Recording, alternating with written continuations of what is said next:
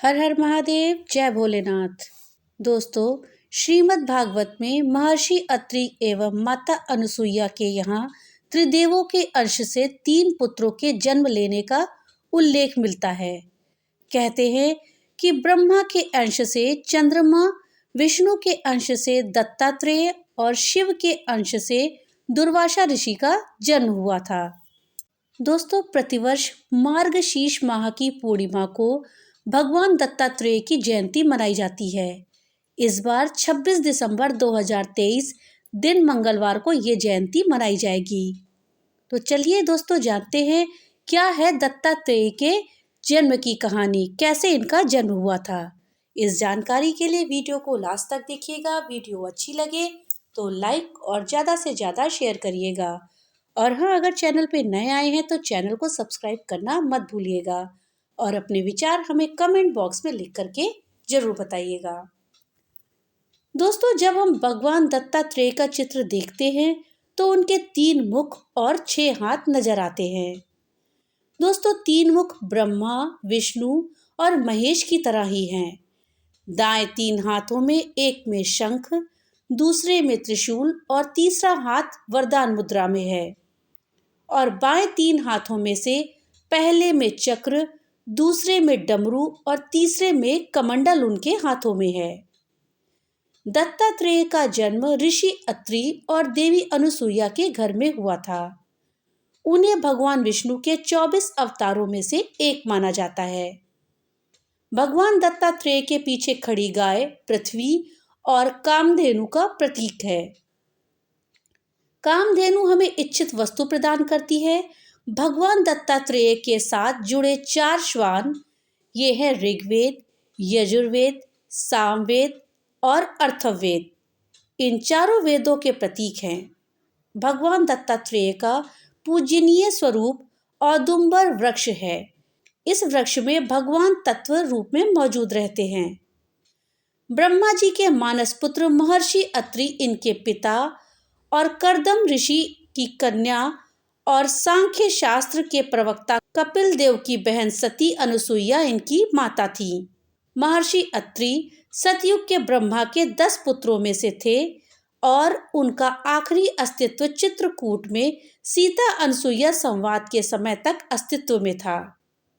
उन्हें सप्त ऋषियों में से एक माना जाता है और ऋषि अत्रि पर अश्विन कुमारों की भी कृपा थी। दोस्तों, ऋग्वेद के पंचम मंडल के दृष्टा महर्षि अत्रि ब्रह्मा के पुत्र, सोम के पिता और कर्दम प्रजाति व देवहूति की पुत्री अनुसुईया के पति थे। अत्रि जब बाहर गए थे तब त्रिदेव अनुसुईया के घर ब्राह्मण के भेष में भिक्षा मांगने लगे और अनुसुईया से कहा कि जब आप अपने संपूर्ण वस्त्र उतार देंगी तभी हम भिक्षा स्वीकार करेंगे। तब अनुसुईया ने अपने सतीत्व के बल पर उक्त तीनों देवों को अबोध बालक बनाकर उन्हें भिक्षा दी। हालांकि ये भी कहा जाता है कि नारद घूमते घूमते देवलोक पहुंचे और तीनों देवियों सरस्वती, लक्ष्मी और पार्वती के पास बारी बारी जाकर कहा, अत्रि पत्नी अनुसुईया के समक्ष आपका सतीत्व नगण्य है। तीनों देवियों ने अपने स्वामियों ब्रह्मा, विष्णु और महेश से देवर्षि नारद की ये बात बताई और उनसे अनुसुईया के पतिव्रत की परीक्षा करने को कहा। देवताओं ने बहुत समझाया, परंतु उन देवियों के हठ के सामने उनकी एक ना चली। अंततः साधु वेश बनाकर वे तीनों देव अत्रि मुनि के आश्रम में पहुंचे। महर्षि अत्रि उस समय आश्रम में नहीं थे।